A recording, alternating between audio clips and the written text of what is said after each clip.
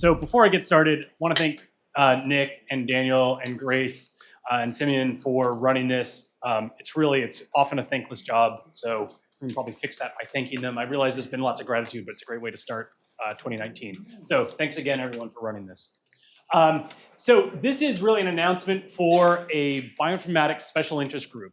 This is what that means here in SF Python is a group of people who get together once a month. The rationale for this is that San Francisco, as many of you may know, is a biotech hub. It is probably one of the 2 top cities in the United States and really arguably in the world for biotech. Python is hot in biotech, and so it makes a lot of sense to put those 2 together and have a special interest group here. So the major message here, the kind of conclusion before anything starts, is that we want to, it's an invitation to all of you to come to a bioinformatics special interest group on the project nights. That is the 3rd Wednesday of every month. And so that's for general bioinformatics use.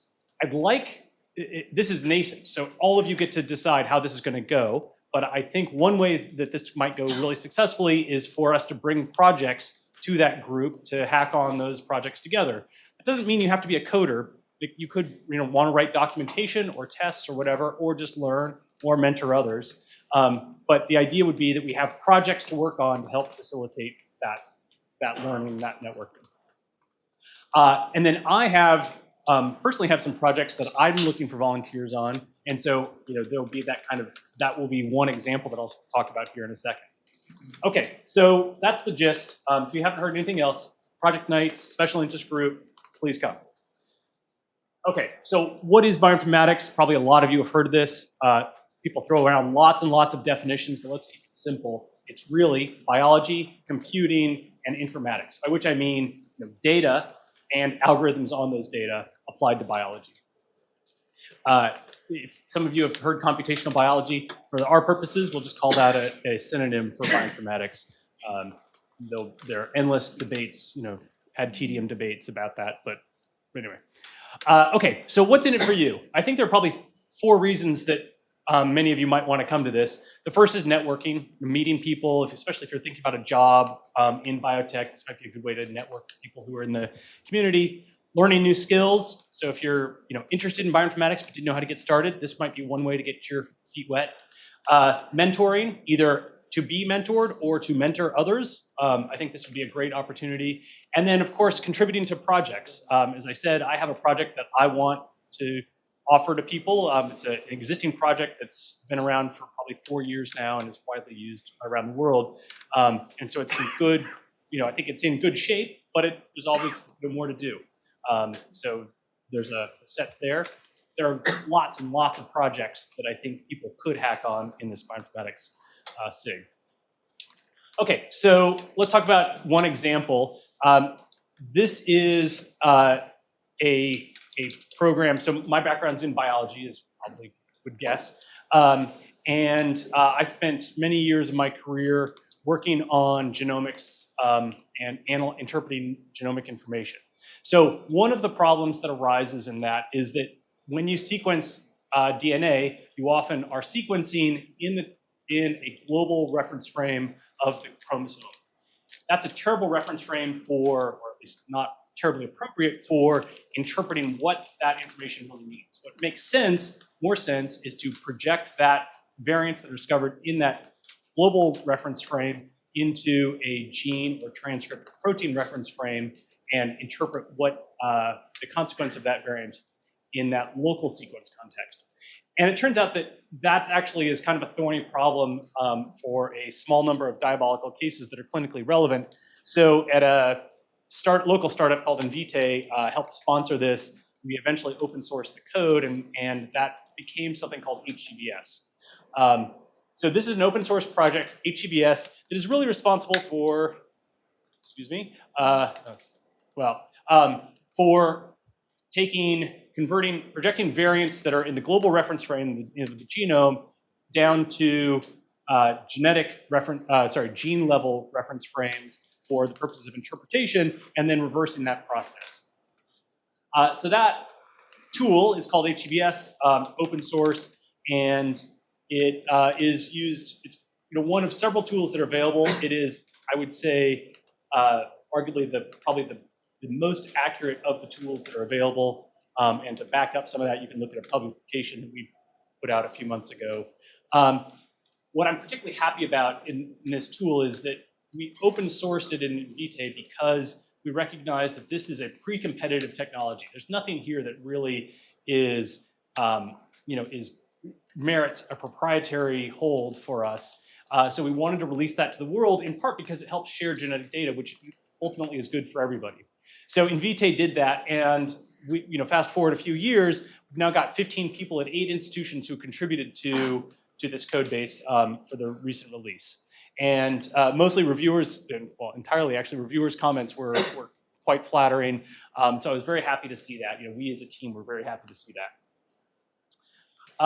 HGVS itself relies on a couple other tools that are necessary to make this go. So I would say HGVS is kind of the cornerstone of what we do, but it really depends on some other packages. And the only reason to show this is really to kind of give you a sense of when I talk about contributing to the biocommons, it would be to any of these things. And there's lots of opportunity for people to get involved with a variety of skills. This is a sampling of the kinds of projects that people could work on. There's some small ones like helping to automate the Docker distribution process for all of the packages we have. They are, that's 4 minutes? All right. So automating some of the Docker process, improving test coverage, are examples of some small ways to contribute. There are some medium projects people contribute, and then some much larger projects as well.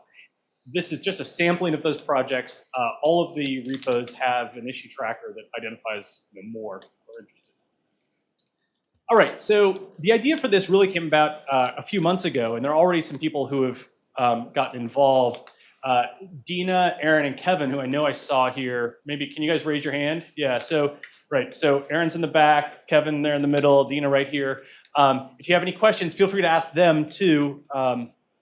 They've been involved for the last couple months, and again, this is an invitation to all of you to come out and try to contribute, either to biocommons kind of more narrowly or on your own bioinformatics project. We have a Google group, so if you're interested in kind of staying abreast of what biocommons development, please you can join that. We have a Gitter channel where we have moderately active discussions sometimes, and we have also met occasionally in between project meetings. So there's, I think, a variety of skills that we need. Obviously, you need coding, documentations. I think in varying states across the packages, HGVS documentation is, I think, pretty good, and the other packages less so. DevOps, as I already mentioned. I think there's some system architectural questions we could pick up. So if you have, if you're into thinking about system architecture and how to bring, some pretty big pieces of data together to compute on, that's a way to contribute.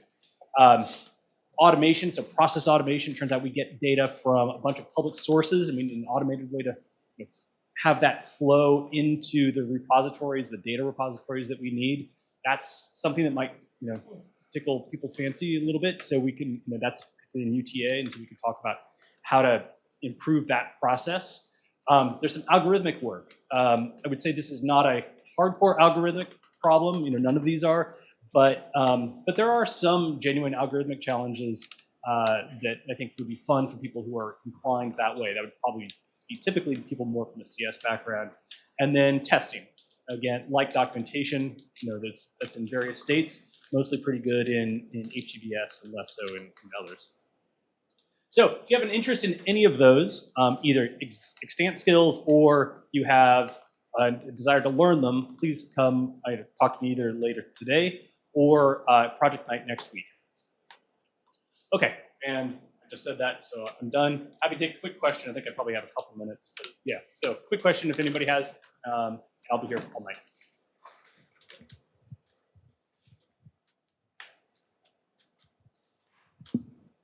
Any question? Hello? Any questions? In the back, anyone? Question? If we want to volunteer, how do we contact you? I should have thought to put that in the, yeah. Yes, so the easiest, let me go. Oh, say I'm in the Meetup group. The meetup group's the easiest way. My email address is at the bottom here, reece@hearts.net. I realize you probably can't see that. The slides are posted in the meetup log. So if you wanted any of these slides, and certainly if you want contact info or links to Gitter information or whatever, go to the meetup page. Somewhere in the comments, you'll find links to exactly these slides. And happy to take any comments or questions tonight, email, next week. Where's Yes. Project Night? Where is Project Night? That's going to come up right now. Yeah, we're Just wait a second. So it sounds like it's TBD. It's TBD like in 1 minute. yeah. Thanks. All right, thank you.